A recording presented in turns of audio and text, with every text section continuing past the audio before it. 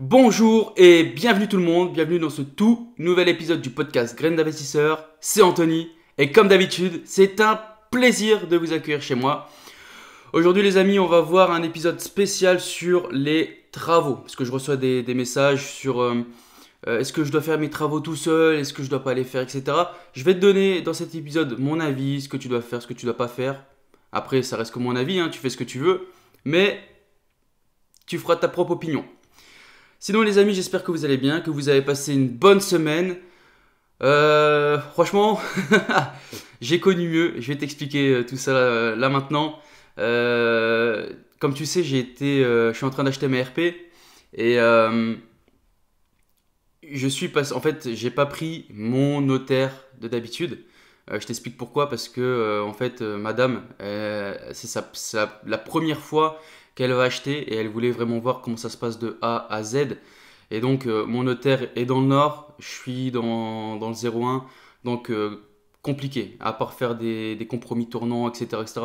Enfin, tu vois pas réellement, une fois que t'es rodé, tu sais comment ça se passe, tu t'en fous un peu, mais pour une personne qui connaît pas, j'ai choisi de prendre un notaire qui était à côté de chez moi pour qu'elle puisse voir vraiment comment ça se passe, etc., etc.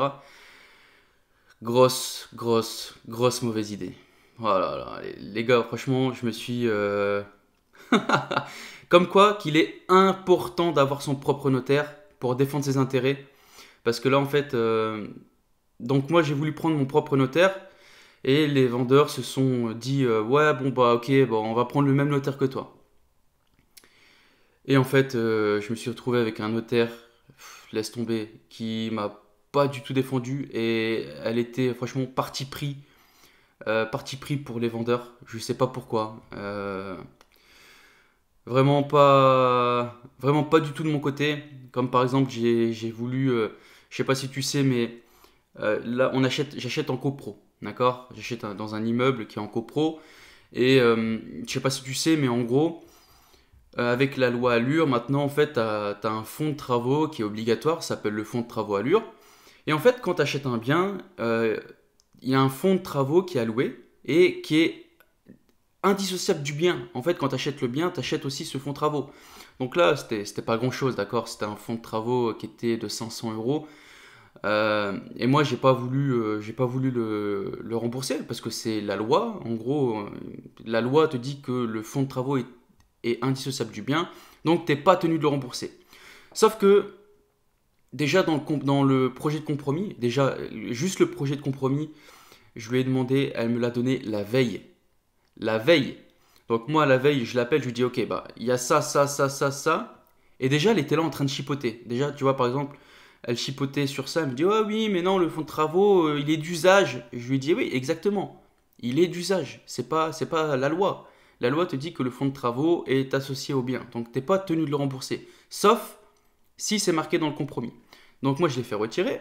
Et puis, également, elle commence à me chipoter sur mes conditions d'octroi de prêt. Elle me dit, oui, vous savez, non, c'est en 10%, on va pas mettre ça. Et je l'ai recadré direct. Je lui dis, écoutez, je vous dis, vous faites ça, vous faites ça. Il n'y a pas de non, non, non. J'ai décidé que ce soit comme ça sera comme ça. Voilà, basta. Et donc, le lendemain, rendez-vous chez le notaire. Et là, les gars, elle m'a fait passer pour un charlatan. Franchement, elle m'a fait passer pour un charlatan. Elle était vraiment parti pris pour le vendeur. Je sais vraiment pas du tout pourquoi. Et tu sais, elle disait des phrases qui incitaient le vendeur à refuser ce que je demandais, tu vois. Par exemple, le fonds de travaux. Elle me regarde devant tout le monde et elle me dit, oui, alors, comme je vous ai expliqué, il est d'usage, on fait toujours ça dans 95% des cas, etc. Et moi, je lui explique que la loi te dit que voilà, c'est comme ça, etc. Je suis pas tenu de le rembourser, ça fait partie du bien. Et bref, franchement, elle m'a fait passer pour un charlatan, je déteste ça. Donc, les amis, encore une fois, je vous le répète, faites-vous accompagner par votre propre notaire. C'est vraiment important, il va défendre vos intérêts, et là, clairement, je me suis fait entuber. Franchement, la vérité, je me suis fait entuber et j'étais à deux doigts de. Franchement, j'étais à deux doigts de me barrer, tellement elle m'a mis les nerfs. Mais bon. Une mauvaise n'arrive pas seule. Impayé de loyer. Alors, je sais pas si je te l'avais déjà dit, mais en fait, dans un de mes logements, j'ai une des locataires. Donc, c'est un logement que j'ai acheté déjà loué. Je crois que je t'en ai déjà parlé. Et j'ai une de ces locataires-là qui avait déjà eu des problèmes, qui avaient été réglés, etc. Et là, elle recommence. Ça y est, elle recommence. Et c'est chiant parce que tu vois, là, c'est l'inconvénient d'investir à distance. Je suis dans le 01, les biens que j'ai, ils sont dans le 59. Je vais pas envoyer ma famille pour régler des problèmes d'impayés, etc. Tu vois, ils font pas d'immobilier, donc pour les travaux et tout, ça me dérange pas. Par contre, vraiment pour des problèmes comme ça, j'ai pas envie de les envoyer pour ça. Donc là, il faut que je prévoie un petit délai pour remonter, pour régler cette histoire. Et franchement, j'ai tellement envie de la mettre dehors. Elle me. C'est. Franchement, j'ai de la vérité, hein, entre nous, c'est une cassos. Ça me. La dernière fois, je suis passé, donc tu vois, j'ai refait la façade. Et en fait, je suis parti faire un suivi de travaux pour voir comment avancer la façade. Et je passe par derrière, donc derrière, il y a un grand terrain, etc. Et puis je passe par derrière. Donc c'est un immeuble, d'accord, qui est divisé en deux maisons. Donc elle habite le logement de gauche et il y a un locataire logement de droite. Et ils ont un terrain, on va dire, entre guillemets, commun, d'accord, qui est séparé par un brise-vue. Mais on arrive à voir, c'est pas vraiment un brise-vue, c'est une barrière en gros. Et vu que j'avais accès à son logement derrière pour faire le suivi de travaux, putain les gars, derrière la terrasse, elle a un chien déjà. J'ai pas vu l'état de l'intérieur, mais juste quand je vois l'état de l'extérieur, ça me dégoûte. Il y avait des merdes de chiens par terre, etc. Bah, je me suis fait un malin plaisir de lui faire la réflexion, hein, d'accord. Mais bon, après elle est chez elle, donc compliqué. Ouais, franchement, il faut que je trouve une solution pour la faire partir. Là, j'en peux plus. Et puis le pire, c'est que tu vois, j'ai mes locataires d'à côté, des gens tip top. Franchement, ils sont tout gentils. Ils prennent tellement soin du bien, etc. Franchement, c'est des locataires en or. Et tu vois, ils commençaient à me dire en gros, ouais, bon, on commence à en avoir marre, etc., etc. Donc, tu vois, faut pas laisser courir. Faut trouver des solutions. Faut trouver des ultimatums. Et le summum, ça serait de réussir à la faire partir. Bon, c'est pas joué parce que c'est une dame qui ne répond pas au téléphone, qui répond pas aux SMS. Bref, une bonne locataire de merde, tu vois le truc. Enfin. Donc ça, c'était les deux actualités perso négatives. Mais je vais t'en dire une qui n'a rien à voir avec l'immobilier, d'accord. Mais les amis, je suis parti faire un petit road trip en France avant le confinement ou le pseudo-confinement qui va peut-être arriver, on ne sait pas. Je suis parti faire un road trip en France et je suis parti du côté de Montpellier ou Perpignan, je sais plus. Montpellier. Ouais, Montpellier. Et bref, non, à Palavas-les-Flots. J'étais à Palavas-les-Flots quand ça s'est passé. Et tu vois, j'ai un drone, un DJI Mavic Mini. Et puis, je suis sur la plage et puis, tu vois, je fais un travelling arrière, donc je le fais partir au-dessus de l'eau. Et puis, d'un coup, je sais pas pourquoi, le drone a baissé d'altitude et plouf, il est tombé dans l'eau. Bah, je peux te dire que j'étais un peu surpris. Je savais pas quoi faire. Je suis resté comme un teubé devant, à me demander est-ce que je vais le rechercher dans l'eau, est-ce que je vais pas le rechercher. Bon, franchement, c'était un peu trop loin. J'ai pas été. L'eau était froide. Donc, bah, tant pis, hein, j'ai perdu un drone. Et puis, je me suis dit, bon, je vais quand même voir avec DJI. J'avais pas pris la garantie, mais je me suis dit, je vais quand même. Attends, il y a un problème. Et puis j'ai contacté DJI qui m'a demandé des preuves, la vidéo, et puis le monitoring, tu vois, voir vraiment si c'est pas moi qui l'a fait chuter volontairement, etc. Et puis, les amis, j'ai reçu un drone gratuit. Donc franchement, DJI, en tout cas, juste cette petite aparté pour vous dire, si vous voulez acheter un drone, n'hésitez pas, DJI, c'est franchement le support tip top. J'ai reçu un drone en même pas une semaine, un drone neuf, avec une batterie, tout, franchement impeccable. Donc encore merci DJI, ça m'étonnerait qu'ils écoutent ce podcast, mais je tenais à le dire. Bon, ça c'était les actualités personnelles. Maintenant, on va passer aux actualités immobilières de la semaine. On a le CLCV. Je te rassure, je vais te dire à quoi ça correspond. En fait, c'est un organisme. Consommation, logement, cadre de vie. Donc, en gros, c'est une association française de consommateurs et d'usagers. Et cet organisme, enfin cette association, porte plainte contre Century 21 pour avoir diffusé des annonces non conformes. En gros, je t'explique. On est à Paris. Et Century 21 propose à la location des biens qui sont plus chers que le prix plafonné des loyers.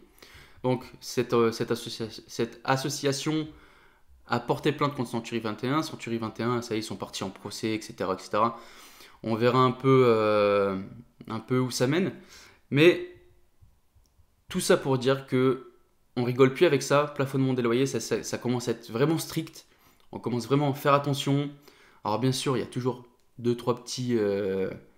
comment dire, on peut zigzaguer autour de la loi et trouver des moyens de faire payer plus cher, notamment avec les charges, etc. Mais voilà. Ensuite, avec les touristes désertant Airbnb, l'offre de meublés mise en location pour une longue durée a explosé. Explosé.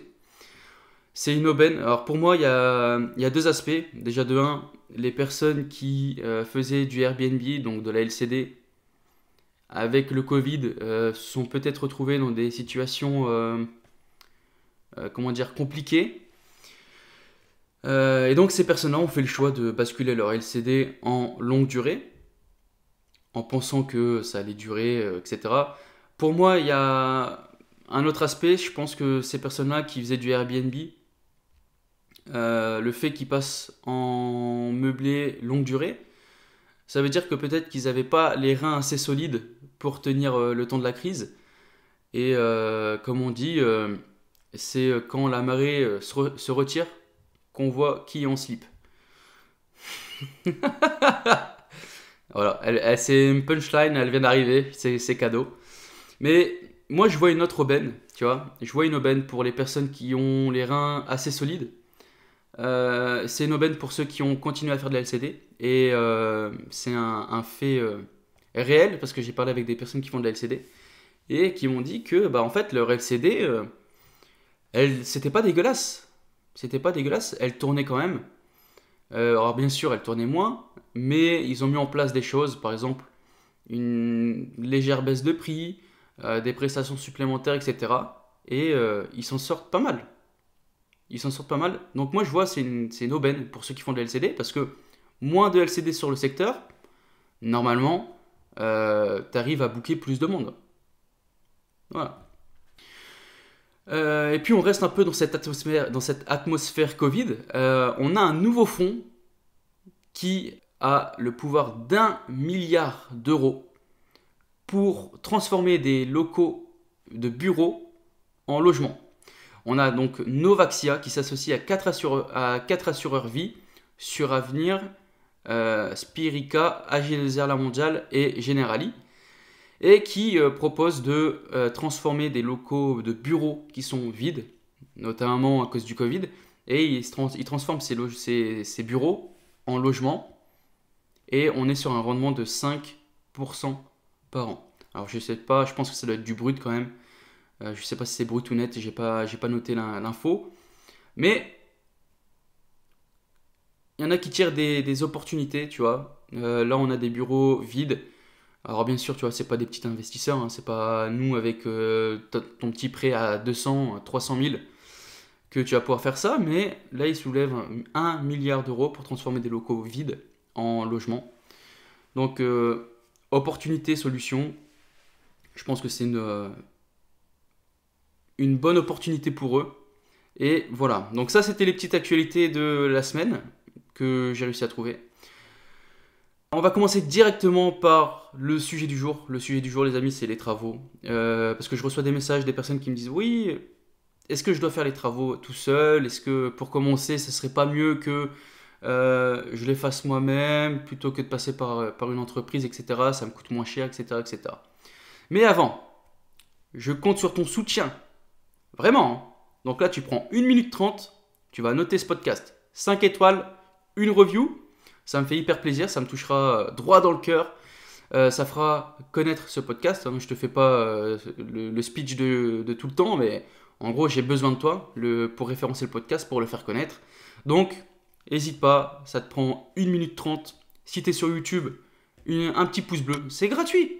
N'hésite pas, c'est gratuit. C'est du contenu qui est gratuit, que je te fais toutes les semaines. Donc si tu veux me motiver, que tu veux me donner la pêche, n'hésite pas, fais-moi plaisir. Et on continuera à faire du contenu de qualité. Juste un petit parallèle, parce que je te parle de YouTube. Je vais commencer à faire quelques vidéos YouTube. Là, je suis en train de bien réfléchir. Je vais essayer de faire des choses un peu différentes de ce qu'on voit sur YouTube. Et puis, mais c'est le projet. Bon, allez les amis, on commence directement le sujet du jour. Donc, les travaux. Eh ben, les travaux, si tu sais, je te conseille de faire un investissement avec travaux. Les travaux, c'est le nerf de la guerre. C'est ce qui te permet de ne pas payer d'impôts si c'est fait de manière intelligente, d'accord. Alors attention, je te dis toujours ça et tout. Effectivement, les travaux, c'est hyper cool. Mais attention, selon le régime fiscal que tu choisis, tous les travaux ne sont pas déductibles de la même manière. Concrètement, tu as deux choix en vrai. Le nu, le meublé. Enfin, meublé, je vais le mettre avec société, d'accord.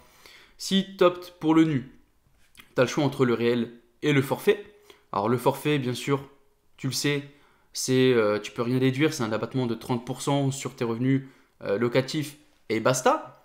Mais nous, on est malin, on fait du réel. Le réel, ça va te permettre de faire énormément de déficit, de déduction d'impôts, etc. Maintenant, je vais te donner tous les travaux ne sont pas déductibles, donc je vais te donner ceux qui le sont, ceux qui ne le sont pas. Alors, dans le nu, travaux d'amélioration, les travaux de réparation et d'entretien. Tout ça, c'est déductible. En gros, une cloison qui est cassée, un problème électrique, un mitigeur, une cuisine équipée, tu dois changer les fenêtres. Tout ça, c'est déductible. Maintenant, attention. Les dépenses d'amélioration qui sont réalisées dans un local professionnel ou commercial ne sont pas déductibles. Si tu fais du local pro, tu fais du nu, les dépenses d'amélioration réalisées dans un local pro ne sont pas déductibles. Il y a une exception quand même, pour les travaux qui sont destinés à réaliser des facilités d'accès pour les personnes handicapées ou qui sont destinés à protéger les locaux de l'amiante. Donc là, ok, c'est déductible. Mais concrètement, si tu fais du local pro, c'est pas déductible. Ensuite, qu'est-ce qui n'est pas déductible? On a tout ce qui est dépenses pour tout ce qui est construction, reconstruction, agrandissement, tout ça dans le nu, c'est pas déductible. Donc par exemple, tu fais du nu, tu veux rajouter une pièce, tu veux faire de la surélévation, tu veux faire des travaux dans tes combles pour créer de la surface habitable, tout ça t'oublie. C'est pas déductible. Maintenant, ça c'était dans le nu. Alors dans le nu, tu peux faire des bonnes affaires, vraiment. Mais on va dire un peu le Saint Graal, ça reste de faire du meublé, entre guillemets, société aussi. Là, c'est pareil, tu as deux choix fiscaux, soit tu fais du forfait, soit tu fais du réel. Le forfait, on prend tes revenus locatifs, on les coupe en deux et tu es imposé seulement sur 50%. Si tu fais du réel, et là c'est vraiment l'Eldorado pour l'investisseur immobilier, du moins au début, tout est déductible. Tout est déductible. Tu veux créer une pièce, tu veux faire de l'aménagement de comble, surélévation, tu veux transformer ton garage en logement. Bref, tout est déductible. Tes travaux d'amélioration, de réparation, d'entretien, de construction, tout est déductible. Donc, quand je te dis que c'est vraiment l'Eldorado pour les investisseurs malins, c'est pas du pipeau. C'est vraiment pas du pipeau. C'est grâce à ça que tu vas pouvoir te dégager du cash flow. Alors bien sûr, si tu fais ça de manière intelligente, tu vas pouvoir te dégager du cash flow. Tu ne payeras pas d'impôt sur ton activité LMNP ou société. Donc c'est vraiment tout bénef. tout bénef. Alors maintenant, les questions que je reçois, c'est, voilà, ok, c'est vrai que tu prônes les travaux, etc. C'est cool, mais moi, est-ce que je dois faire des travaux qui sont déclarés, pas déclarés? Est-ce que faire des travaux non déclarés, est-ce que c'est une bonne idée ou pas? Par exemple, des fois, le calcul, tu vois, il peut être vite fait, hein. Un artisan qui te propose de faire du black pour t'éviter de payer la TVA et donc payer 20% moins cher, ça peut paraître alléchant et aguichant, je peux le comprendre. Mais l'intérêt pour toi, tu vas te dire, ok, bah moi je vais payer moins cher. Lui, c'est tout bénef aussi parce qu'il va payer moins d'impôts, moins de charges sociales. Donc là, pour l'instant, tu te dis, waouh, c'est cool. Je vais faire tous mes travaux au black. Mauvaise idée. Mauvaise idée. Je t'explique pourquoi. Pourquoi moi je pense que c'est dangereux? Parce que si tu fais tes travaux au black, de 1, t'as pas de garantie décennale. T'as pas de garantie décennale. Sache que quand tu fais des travaux déclarés, tu dois toujours vérifier que ton entreprise, l'artisan que tu fais venir, a une garantie décennale. En gros, cette garantie, c'est quoi? C'est un artisan ou une société de bâtiment, elle doit avoir cette garantie qui couvre ce qu'elle a fait sur le chantier pendant 10 ans. Grosso modo, tu fais, tu fais venir ton plombier. Tu fais quelque chose, donc tu fais une rénovation, une grosse rénovation, tu fais venir ton plombier et il te fait toute ton installation. Et puis là, il s'avère que ton plombier, il a fait de la grosse daube. Il a mal fait des joints, il a mal fait des soudures, et puis tu as une fuite énorme, une catastrophe. Eh ben, sa garantie entre en jeu. Il sera là, c'est lui qui a fait ton chantier. Alors bien sûr, on ne parle pas de choses d'usure, hein, d'accord? Là, on parle vraiment, tu as fait tes travaux, et 2 mois après, tout pète. Voilà, là, tu peux le faire venir. Il va devoir réparer sa merde. Maintenant, je trouve que c'est dangereux si tu déclares pas, parce que si tu l'as pas, c'est hyper dangereux. En gros, le mec qui t'a fait tes travaux, et puis t'as une merde. Le mec, il peut te dire fuck. Et toi, tu te retrouves derrière à payer. T'as payé peut-être 20% moins cher, mais derrière, en fait, tu te retrouves avec un devis à 3 4 000 boules. Donc, moi, je trouve que ne pas avoir de garantie décennale, c'est limite. Ensuite, le fait de passer par un artisan black, t'as ta sécurité juridique aussi. Dis-toi que s'il y a un accident sur ton chantier, eh ben, tu peux être jugé responsable et ça peut te coûter très cher. Imaginons, tu as un de tes artisans qui utilise une meuleuse, pas de protection, le mec il se coupe la main, va justifier que il était en train de faire des travaux chez toi. Va justifier. Et là tu peux être dans la merde. Si le mec il est un peu vicieux, il peut te la mettre profonde. Donc, ça aussi, c'est compliqué. Et maintenant, pour moi aussi, alors ok, tu me diras, la garantie décennale, c'est important et tout, mais ce que je vais te dire, ça peut te paraître totalement contre-intuitif. Mais dis-toi que si tu fais tes travaux black, ça va te coûter plus cher que si tu faisais des travaux déclarés. Pourquoi? Parce que si tu fais du meublé, alors, puisque on a repris un peu les travaux qui étaient déductibles, si tu fais du meublé, sache que tes travaux déclarés, eh ben, ils auraient pu te faire économiser plus d'impôts que des travaux non déclarés. En gros, peut-être que tu vas gagner 20% là maintenant, mais tu vas les payer peut-être dans 2 ans. Parce que tu seras imposable. Alors que si tu avais fait tes travaux déclarés, peut-être que tu aurais pu encore profiter de 2 3 ans d'exonération d'impôts. Donc, vu que tu n'as pas de facture pour tes travaux, tu ne pourras pas amortir ou les déduire. Donc, ça va te faire des revenus locatifs qui seront encore plus taxés. Alors, tes loyers perçus seront encore plus imposés, donc tu vas encore plus payer. Et au final, peut-être que tes 20% de réduc, bah, c'était nul. Et c'est même pas peut-être en vrai, c'est sûr. C'est sûr. Donc, peut-être que. il- Comment dire? Tu peux voir la chose différemment et te dire que, bah, ok, je prends quelqu'un déclaré. Franchement, c'est le tip top. D'accord? Ça te libère du temps, etc. Tu prends quelqu'un déclaré, garantie décennale, t'es safe. Le mec, s'il y a un problème sur ton chantier, il est là, il sera dans l'obligation. Donc, certes, tu vas peut-être payer 20% plus cher, mais derrière, tu vas les récupérer. Tu vas pas les récupérer physiquement. On va pas te faire un chèque et te dire, ok, tiens, c'est cadeau. Non, ça sera des déductions d'impôts. Tu vas pas payer d'imposition sur tes loyers. Donc, ça, c'était la première partie. La première partie, en gros, c'était plus pour une personne qui est comme moi, j'aime pas réellement faire des travaux. J'aime bien faire de la déco, etc. Mais réellement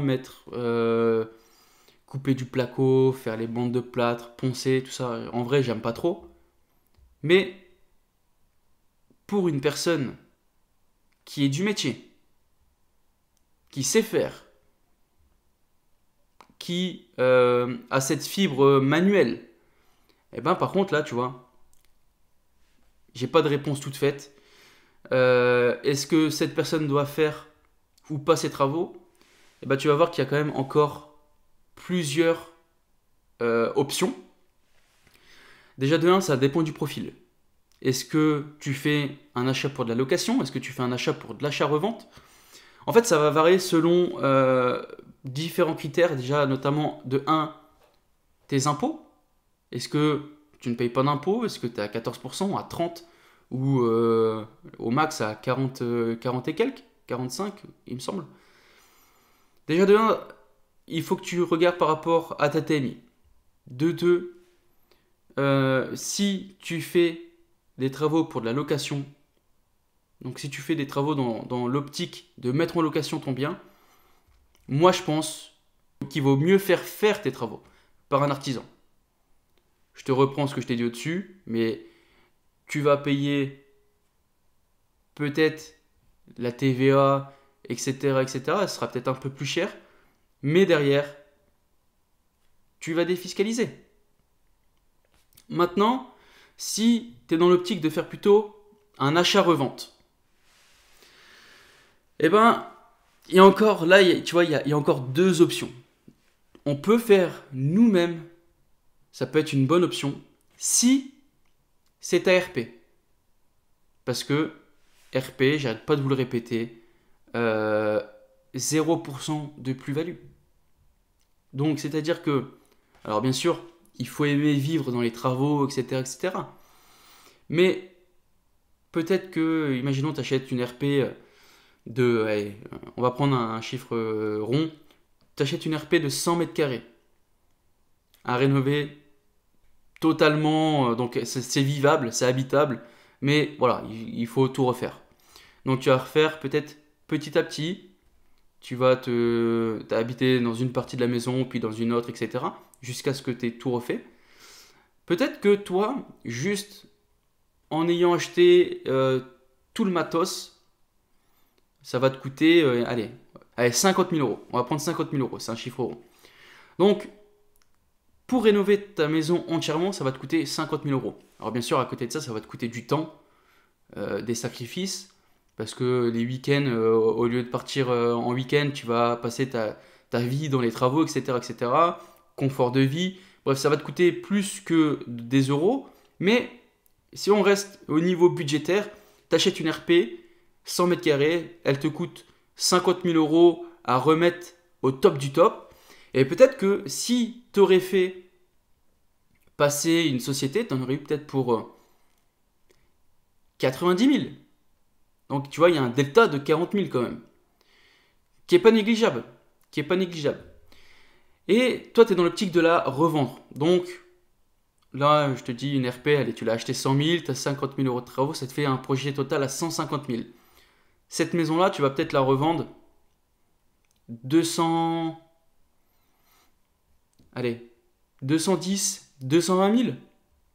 C'est un exemple, hein, bien sûr. Maintenant, si tu serais passé, donc exonération totale de plus-value, c'est-à-dire que 220 000, tu te prends 70 000 balles dans ta poche, net. C'est gratos, c'est cadeau, c'est ton fruit de ton dur labeur, c'est cadeau. Donc, 70 000 balles dans ta poche si tu fais tes travaux tout seul, exonération de plus-value. Et si tu faisais faire tes travaux par une société, je t'ai dit que ça te coûtait 90 000.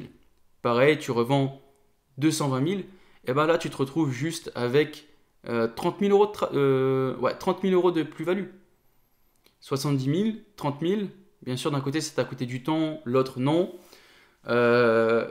Après vraiment c'est toi et toi-même. Toi et toi-même. Donc moi là je pense que ça peut être une bonne option de faire ses travaux tout seul. Maintenant si c'est un projet hors résidence principale, c'est-à-dire que tu vas faire un achat-revente hors résidence principale, et donc là, hors résidence principale, tu n'as pas d'exonération de plus-value, et donc tu vas être imposé 34%.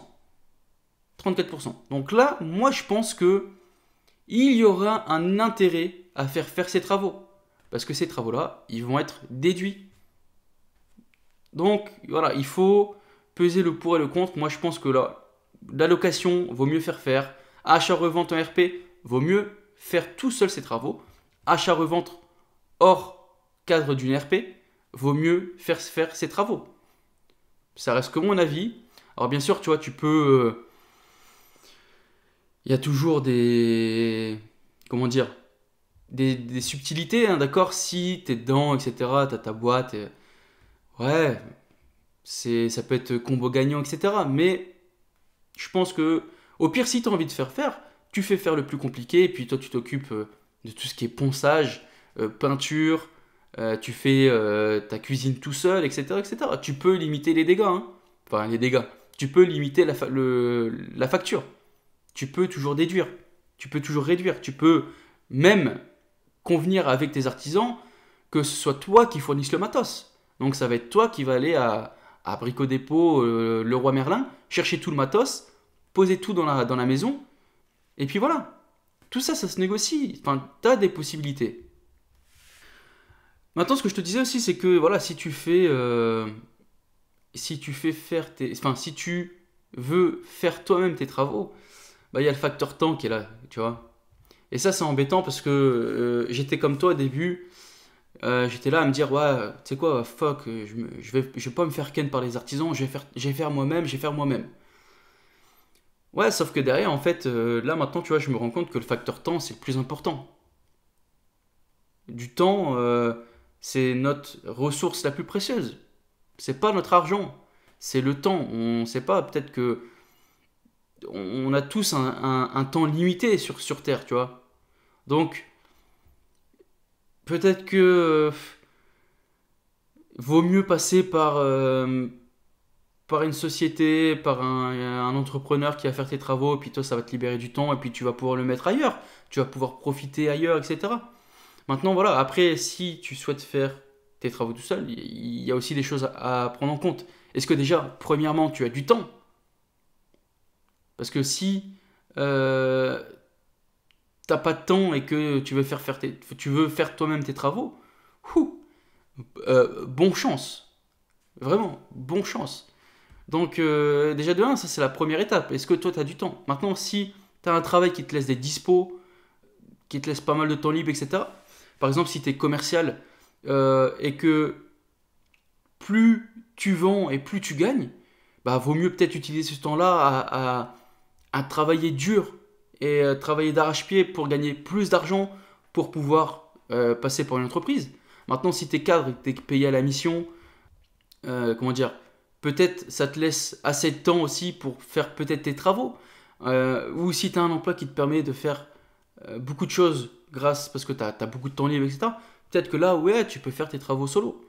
Maintenant, voilà, il faut peser le pour, le contre. Maintenant, je te dis, moi, c'est mon avis perso, hein. Je pense que le temps, c'est notre ressource la plus précieuse. Est-ce que je me vois passer 6-7 mois dans les travaux à faire tout seul? Clairement, non. Non. Là, je serais plus dans l'optique au pire, vraiment, de faire tout ce qui est finition, faire la peinture, faire ma cuisine tout seul. Ça, ouais, ok. Maintenant, est-ce que c'est moi qui va faire... Allez, franchement, même peut-être, tu vois, la démolition, je pourrais la faire. La démolition, je pourrais la faire, mais je ferai pas le déblayage. Tu vois, je veux bien casser les murs, mais je laisserai tout le nettoyage à une société. Parce que ça va te casser le dos, c'est chiant, ça te prend un temps fou, tu vois. Donc là, tu vois, ouais, je pense que ouais, moi, je pourrais faire travaux, je pourrais faire démolition, peinture, cuisine, finition, tu vois. Et la déco. Tout ça, je peux faire.